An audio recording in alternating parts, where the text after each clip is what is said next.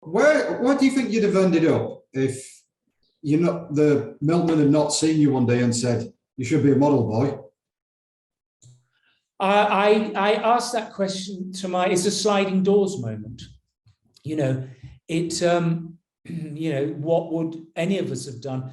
I was not a very bright student. I was at secondary modern, which means I failed my 11 plus. There were 7 streams at Benton Park, and the first stream was equivalent to the grammar school, which is where the elite went.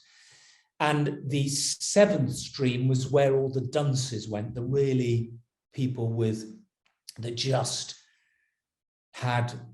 were not going to learn anything. A lot of them became criminals. One of them became a murderer. Some of them, many of them now, we would understand had learning difficulties, had dyslexia. I have a form of dyslexia, not very bad, but or they had a form of autism. But back then, people didn't understand these terms. So, but I bounced around between the 3rd and the 5th. So not quite at the top, but not quite at the bottom.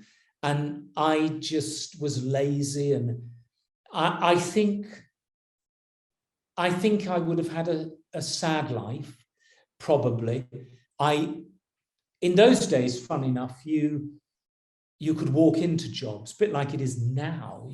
Particularly in London, there's a great shortage. I don't know what it is in the rest of the country, but desperate shortage of workers, because since we left the EU, everybody's, that was working hospitality and things, they've all gone back, and, there's not enough British people to fill those jobs.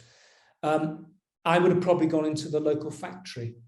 I was not very good at woodwork. I was not very good at metalwork. I was good at art, so I might have gone into graphics in some way. I mean, you can't ever say these things. What can anybody say? But I suspect I would have just been unskilled.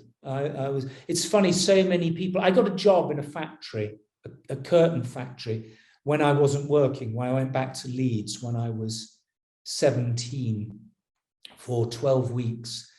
And it made nylon curtains for Woolworths. Woolworths was, when I say there weren't cheap shops, not like Primark, Woolworths was a kind of cheap shop, but it sold everything, a bit of clothing, a bit of curtains, a bit of this, a bit of everything. So I suppose that competed with the catalogues. And so this factory made for them. And I went in and I worked in a very menial job, taking the bags that they were packed into all the different women, the coat hangers that the curtains were also wrapped in, the card that you put in. That's all I did, those 3 items. And I had to supply this factory, which had about 200 machines, and I had to make sure that they were topped up all the time. I was also supposed to reorder when the supplies ran out, and I just reordered the maximum. So when I left, they were furious. They were massively oversupplied in everything, because I never kept numbers. I never kept the details. But luckily I left, and it was the week I left, the person that took over found out that they had far too much of everything. But because I spoke the way I did, because I'd had these elocution lessons, the managing director of the company called me in, and the salespeople there, and they said, David, we want to train you up.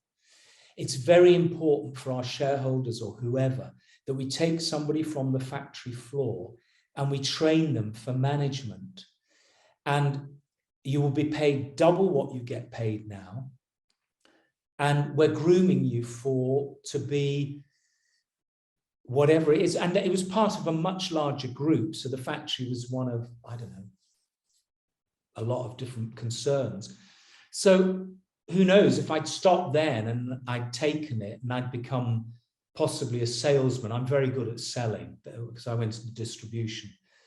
Who knows, I could have been managing director of some conglomerate, who knows. But if I hadn't had that moment with the papers, I wouldn't have been anything. I would have been, I would have had an unskilled job.